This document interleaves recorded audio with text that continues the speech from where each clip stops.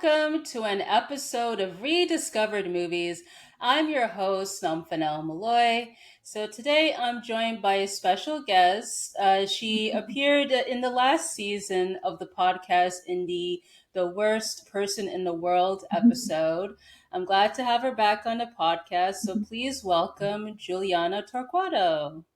Hi, glad to be back. Yes, it's great to be back. And the movie that we'll be discussing today, I would say it's a fun one.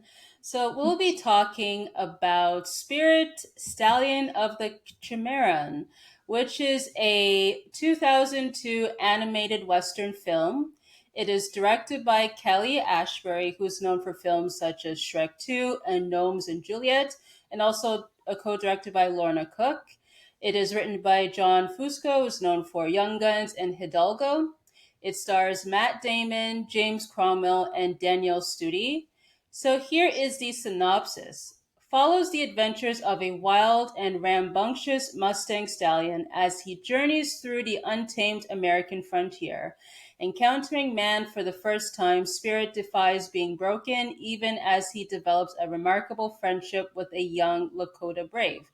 The courageous young stallion also finds love with a beautiful paint mare named Rain on his way to becoming one of the great unsung heroes of the Old West. It was released in theaters on May 24th, 2002. It had a production budget of $80 million. In regards to box office, it made over $106.5 million worldwide. It opened at number four domestically with over $17.7 million. It was beaten by films including Star Wars Episode 2 Attack of the Clones, Spider Man, and Insomnia. In regards to critical reception, it has a 3.8 rating on Letterboxd.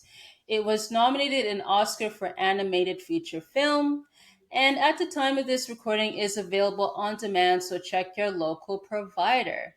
All right, so let's get into first discovery. So Juliana, do you want to start? Okay, I remember this movie being announced on TV here in Brazil. I just, Oh. I remember seeing it and got reasonably interested, but I never managed to watch it because of my schedule. I was always at school when it was on TV. But I also found it a little bit interesting. I never got to watch it until now. But I remember that I saw it on TV when I was younger. So it was not my first contact with this movie. This one I had seen it before. Oh, that's cool. And what you think about the movie? Back then I was just interested. It seemed that it would be fun. And now, well, we'll get into more details, but it certainly was not exactly what I expected, what I was Mm-hmm. expecting back then. And I already different from the worst person in the world. This one I already had some expectations when I was watching. I was already watching with fond memories of my adolescence. Mm. So Uh, I already had something going on when I was watching this movie. Awesome. So for me, I remember seeing the promos for this movie when it came out in theaters at the time because I was a kid when this movie came out, and I do remember seeing it in theaters at the time. I don't remember my initial thoughts, but I must have enjoyed it. And then I decided, you know what, to revisit this movie for this podcast, and I would say I probably enjoy it more as an adult. I would say it's like a fun adventure movie. In a way, like because while rewatching this movie, I wrote National Geographic in my notes because essentially because it follows like the horses essentially, and also too how it's structured is kind of like that, but not really. But anyways, it's a fun movie. I would say I don't know if little kids would enjoy this movie, but I would say outside that, like it's worthwhile, and in ways it kind of has like a folklore to it because of the main character being essentially like the main focus and revolves the story around him and all that stuff. So Yeah, I would say it's worthwhile with this movie. Yeah, you mentioned that little kids wouldn't like this movie. I remember that I it caught my attention when I was a teenager. I think that would be the best phase for people to start getting interested in this movie Mm-hmm. because that young adolescents will start getting interested because of the whole history behind it, all this part of the westerns that you can get into even you're still in school, you're still seeing that in school, and you can see that in a different light, in a better way, in a more fun way in the movie. A little kid wouldn't. Oh, it's nice horses, pretty, but Mm-hmm. when you're a bit older, you start understanding better, and you start fixing the information that you have at school while watching the movie. It may not be that accurate, but it's still you still have that connection. You have a much better connection when you are what 14 years old, 13, 14. This is a phenomenal. If I'm correct, the age, the first age that I saw this movie on Mm-hmm. TV for the first time. This is when the age that got my attention. Yeah. So we could get into the highlights, essentially what we liked about the movie. I would say for me, I enjoyed how with Spirit is essentially is, as his name suggests, a wild spirit. Essentially, loves the idea to be free as a horse, as a stallion. Essentially, does not want to be told what to do. Essentially, throughout this movie, because even when we see like when he's captured, like he, does not like that essentially, and it Rebel. was yeah, absolutely. Yeah, he's a bit of a troublemaker, I would say. Like, not just like what happens to him in the movie, but also too when he was like a pony, essentially. Because it was so funny, like that moment when his tongue gets stuck in the icicle. Essentially, I thought that was hilarious. But I loved that horse, and yeah, essentially does not want to be confined and always enjoys his time with his herd essentially and looks very peaceful, I would say. Yeah, and I like to too that not only spending time with his herd, but running with the eagle. It seemed very Mm, important to him that he would spend time with running in the fields beside the eagle. mm-hmm. So that is his one friend that is not part of the herd, at least until he finds the native Little Creek, if I'm not mistaken. Yeah. Until he finds Little Creek, that was his one friend that was not a horse. So Mm-hmm. he's only looking for the eagle, and eventually the eagle's always looking for him too, and he disappears. Yeah. So it's a very close friendship between the two of them. I thought it was adorable, and I really Yeah. like that they don't talk. Yeah, I I thought it was I was very afraid because in the beginning there were a lot of songs, so I imagined they would start talking eventually. Mm-hmm. But I like that they didn't. None of the animals they talk, so they are very expressive, and I Yeah. love Yeah. it. Yeah, because I enjoyed that myself with the animals not talking. Because usually in kids' movies, the animals are talking. Like The Lion King, for example, everyone is talking in that movie. So I think also that's why, like I said, that why kids, I don't know if they'll enjoy it because of the animals not talking. And usually, like, when it goes in that route, like the facial expressions have to be very on point for the audience to understand, because otherwise if that is not executed well, then the movie would fall flat essentially, and luckily for me with that aspect it worked, I would say. For me too. Mm-hmm. And I it's interesting that Matt Damon, he essentially plays Spirit, but he's the narrator essentially for this movie. I found that was interesting. While we have songs by Brian Adams, and Brian Adams in a way is also the voice of Spirit, but through song. So I found that was interesting combo there. Yeah, Yeah, I was recognizing because I decided to go in with as little knowledge as I could, even though Mhm. I already had expectations. So I just Mhm. went as like, I know these voices. I am recognizing these voices. Yeah.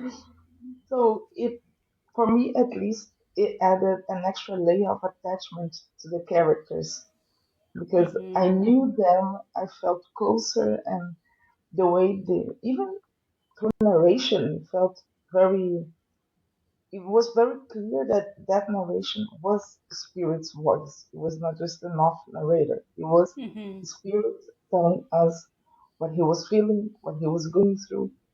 And it was automatic. I was like, okay, I like it Yeah. now. Yeah, I like it. yeah, yeah, absolutely. What else I had? Because we did talk about the friendship. I enjoyed the friendship with Spirit and Little Creek. They essentially saved each other from danger throughout this movie, and then by the time the end came, it was quite sad when they had to go their separate ways, essentially. Yeah, I honestly liked that because it was a good contrast for me between the captain that wanted to contain spirit, Mm-hmm. that wanted to ride him no matter what, Yeah, and little cricket just said, "Okay, you are not going to be ridden anyways, so do what you want." It just, for me at least, showed that were not only friends, but they respected each other. It's been, absolutely. it showed me Abs- like a lot. So I like mm-hmm. that little quick just letting go. Okay, fine. I will miss you, but bye. Mm-hmm. Also, too, the visuals in this movie for an animated movie are not bad.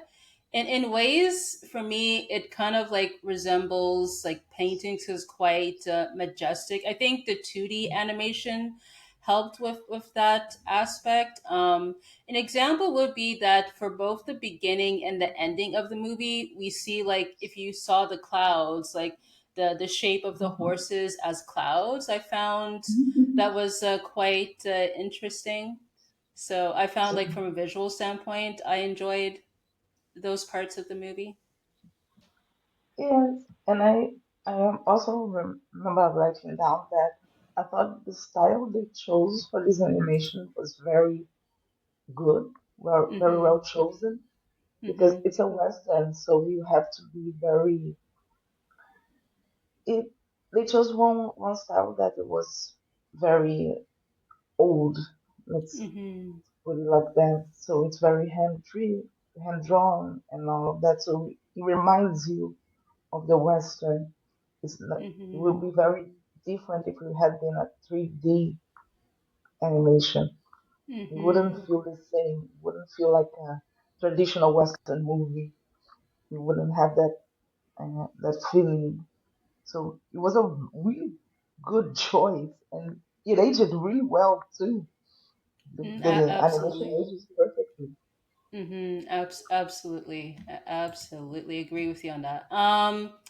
Also, too, the scene like when Spirit and Little Creek towards the end when they jump over the canyon, I'm like, wow, like what a scene that was. Like, because like we weren't sure if they were gonna make it once they decided to do that jump, but they did eventually. And then it was interesting that the colonel decided to stop that soldier from shooting them essentially, and then essentially nods towards them and leaves. So I find that's interesting because I feel like in any other movie he would still pursue them no matter what. But yeah, that's quite the interesting choice and a good scene overall, I would say, for this movie.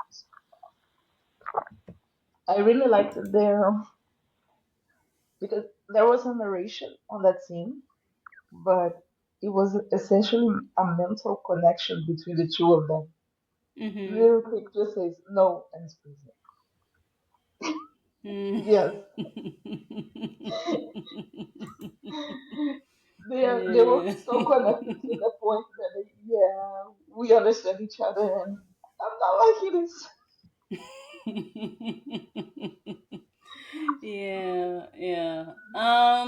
Also too, I enjoyed the soundtrack. I would say for Hans Zimmer, who did the score, I would say it's an underrated soundtrack amongst his filmography. So I found that was nice. And as you mentioned earlier, the songs by Brian Adams, I thought they were nice. For me, the ones I enjoyed of those were "Here I Am," which we heard at both at the beginning and the ending of the movie, and "Get Off My Back" when the Colonel's men are trying to tame Spirit Mhm. at the stable. So. Yeah. I I didn't like any of them in particular. I liked Mm-hmm. the story that they told, but I felt that they were really well placed. I just there were some points that I thought they were too overwhelming for me. Mm-hmm. Mm-hmm. Like especially in the beginning and in the end, they pretty much were back to back. So I Yeah. felt like it were too much. But Mm-hmm. the songs themselves, they were really good. And considering that they were just not there for the sake of being there, they were telling a story. It was excellent. There Mm-hmm. was not, but there was none of them that stood out for me. I just had them giving me the feeling of being searched in the movie, but not Mm-hmm. particularly loving any one of them. Okay. All right. And were there any other highlights you wanted to share? Because that was it for me for highlights, essentially. No, I think I mentioned all of them. Uh, I think there's also I think the whole thing with Little Creek was I loved him Mm-hmm. basically the way that he treated the even amongst the other natives the way that he treated the horses, Yeah. especially focused too much on him, but his connection with grain too, because you see Mm-hmm. that he there was a mutual respect there that Yeah. eventually was grew with spirit. So I love this idea that you see that one side is respecting the animals and the other side is just not caring at all. Mm. But and all the whole rebel spirit of spirit. Yeah. Yeah, absolutely. So we could get into the lowlights. So I only had one note myself for this section. It's with like the narration. So I don't have a problem with narration in general as long as it's utilized effectively and all that stuff. I would say with this case, I don't know. I just felt like with if you're gonna have a character do a narration, since this is the main character, I just wish that maybe we'd have got more into his head as opposed to him just narrating what happens in the movie, if that makes sense. Hmm.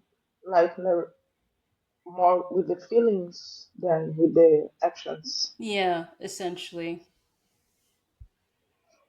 Yeah, I felt that there were some points that the narration seemed unnecessary Mm-hmm. because, as we talked about, the animals had a lot of expression, so you Mm-hmm. could see what they were feeling.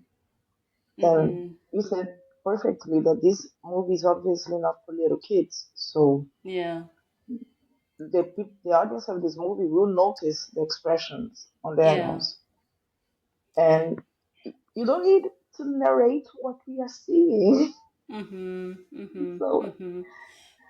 But I think the thing is, they wanted to appeal to kids because since this is DreamWorks and with the animations that they've done appeal to kids, so I think that's why they included narration so that the kids could understand if they cannot pick up the facial expressions. yeah, that was a problem Yeah, trying to achieve an audience that would probably not be way too into this movie. yeah, yeah, absolutely. So, was there anything else you wanted to add for this section? Just the one that I mentioned about the songs. It was, Yeah. and for me, it was too overwhelming Mm-hmm. in the beginning and in the end. That's one after the other. In the end, Yeah. not so much because there were fewer songs, Mm-hmm. but in the beginning, it was one after the other. Just calm down, let me breathe. Just give me 5 seconds between songs. But, but then afterwards, the mood kicks in and gets better. It Yeah. gets better. Yeah. So we could get into the trivia. So there was a lot of stuff that I found. So I'm not going to share every single trivia fact, but here goes. So apparently, the screenwriter John Fusco, his original script was full of talking animals, but the movie decided to drop that idea. And apparently, they say it was 4.5 years. It started with talking horses and no talking humans.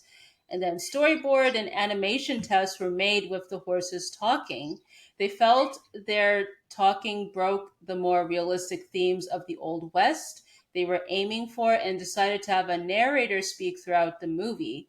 Fusco described the tone of his original talking animal script as influenced by Animal Farm, with the different cultures the animals had to face, and was a lot darker in tone and visually instead of irreverent comedy. They felt having the horse speak would ruin the emotional story and would have been distracting. This caused the development to take longer to make, as most movies they made were done with storyboards and the dialogue would fill in their time on it. But because it was mostly no dialogue, the filmmakers had to take their time on the movie slower. I find that's interesting. I felt it was a great decision. Yeah. Thank you. Yeah. Yes, it took longer, but Hmm. eventually it was for the best because it did enhance the story. Hmm. Having not the animals not to talk, it Yeah. did make it better. It make us, at least for me, it made me connect to the animals more. So, Absolutely. Also, too, apparently, it was announced back in February 2002 that Matt Damon would be narrating the movie.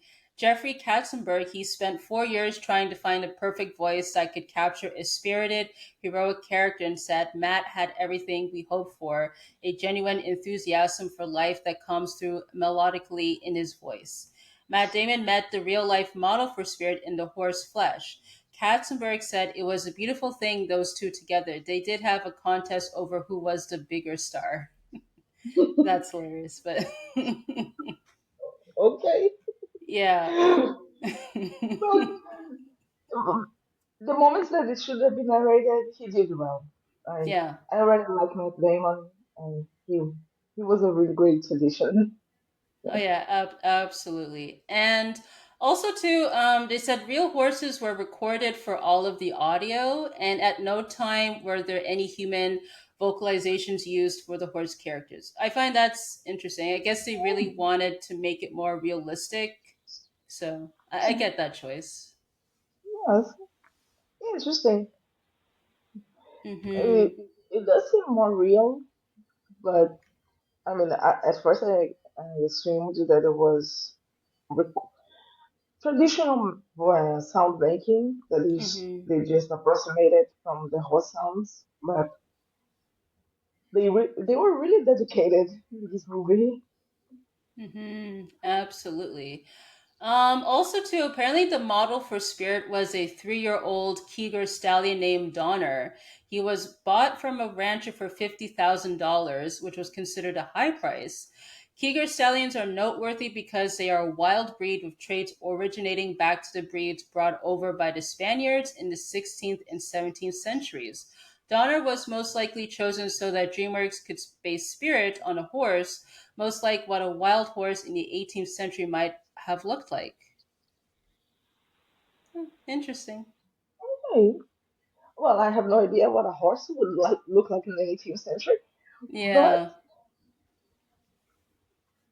what would they have done to the horse afterwards? I don't know. I'm assuming maybe it has owners, so who knows? But Hopefully, he's less like Spirit than the Spirit in the movie. Otherwise, the owners would be in trouble. yeah, absolutely, absolutely. So also too apparently, originally Brian Adams wasn't going to do the music. Instead, it was supposed to be Garth Brooks, but Garth Brooks, the country singer, and he was supposed to do write and record the songs, but apparently the deal fell through. And then Brian Adams was announced to do it, where he would be quote the voice of the main character, a horse in spirit, stallion of the Cimarron. He traveled to LA over the summer and in early October 2001 to record his voiceovers for the movie. He wrote songs with Mutt Lange and Gretchen Peters, to name a few, for the May 2002 soundtrack that's expected to contain at least 11 of them official releases, mentioned only 6 to 8. Titles already known include Here I Am, Get Off My Back, Sound the Bugle, and I Will Always Return. Hmm. Interesting. Yeah, I don't. Oh, go I'm trying ahead. to imagine how it would be a country version of those songs, or at least a more country sounding version. Yeah, yeah. I imagine. Yeah, I think like it would be quite different if Garth Brooks was involved. But yeah, I Mm. don't mind Brian Adams with the music in this movie. I would say. Yeah, me neither, because I think it sounds like the spirit, at least in my mind, it sounds like Matt Damon is the mind of Mm-hmm. spirit talking, and Brian Adams sounds like the spirit roaming through. So there's this aura when Brian Adams is singing that it's more gentle, even though he's a bit rebellious and troublemaker. So he has this voice, this sound to his voice. So it Mm-hmm. would be a bit different if it was a little bit more agitated, the song. So I would have stuck with Brian Adams in a way, Mm. just Yeah. because. Yeah. So, also too, there were two video games for this movie. Apparently, both were released on October 28, 2002 by THQ. The first was a PC game called Spirit, Stallion of the Cimarron, Forever Free. And then there was a Game Boy Advance game called Spirit, Stallion of the Cimarron, Search for Homeland. I played the PC game. Oh, oh, really? How was it? At least for a little while. I didn't go too far into it, but because I was starting to deal with PC games, but it was a one. If I remember correctly, it was a one-player game that you had some tasks to complete, and you had to run in the fields to try to escape the colonist forces and have to get through some things. This is as far as I remember that it went, Yeah, because yeah. I didn't play too far into it. But I remember playing this game. But the Game Wow. Boy I didn't play. I just played the PC one. I remember this. Wow, wow, wow. And then also finally too, so this movie became a franchise essentially, like which I was surprised while researching this, to be honest, because with this movie at the time didn't do so well at the box office, but hey, it happened. So apparently there's like an animated Netflix series called Spirit Riding Free that premiered on May 5th, 2017. And then there was a animated soft reboot slash sequel called Spirit Untamed that came out in theaters on June 4th, 2021. That underperformed at the box office and became it was DreamWorks' cheapest film, but also to their lowest grossing film to date. Mhm. I didn't know that. And Yeah, every time see Spirit, the horse, and Netflix, I assume is the first one. yeah, So same here. I didn't notice that it was a new movie. Yeah, same here. I don't know. Maybe I will need to watch it later on, but yeah, it's now a franchise, so there you are. Okay, we'll check. All right, so we have the most important question: should this movie be rediscovered? What do you think, Juliana? Yes, but we have to check the audience because, as we mentioned, people they decided it would be for all audiences, including little kids. Mm-hmm. But I think that the best age is like young adolescents. They will enjoy this movie better. But Yeah, definitely is an option for the to be rediscovered because it is a great movie. You should yeah, definitely watch. absolutely. I agree with you. Like I do recommend this movie. It's a fun adventure movie, also to a western movie. If you love horses, you'll love this movie. Essentially, if you like Hans Zimmer score, you'll enjoy this one. But yeah, I don't really have anything else to say except yeah, check out this movie if you have not already. So there's And if you that. have, check out again. Mm-hmm. Mm-hmm. It's always good to rewatch too. Oh yeah, absolutely, absolutely. So that pretty much concludes this episode of the podcast. So, where can people find you, Juliana, on social media if you have any? Well, I have an Instagram. It's at Julie Juilly. Right. So it's the only Instagram page. All of my other Netflix, email, and network is it's all there to be accessed. Okay. Alrighty, awesome. So you could find me on Instagram, X, Blue Sky, YouTube, and Linktree at Nomfanelo. You can find the podcast on Instagram, X, Blue Sky, YouTube, and Linktree at RD Movies Pod. You can visit buymeacoffee.com/RD Movies Pod to support the podcast via donation and also to look at posts there. Also to join the Rediscovered Movies Hub, which is our community group on our official Wix website, which is rdmoviespod.wixsite.com/official, where you could interact with others, share thoughts on the podcast, and more. On Spotify, you could answer the feature poll, leave a comment, and rate the podcast.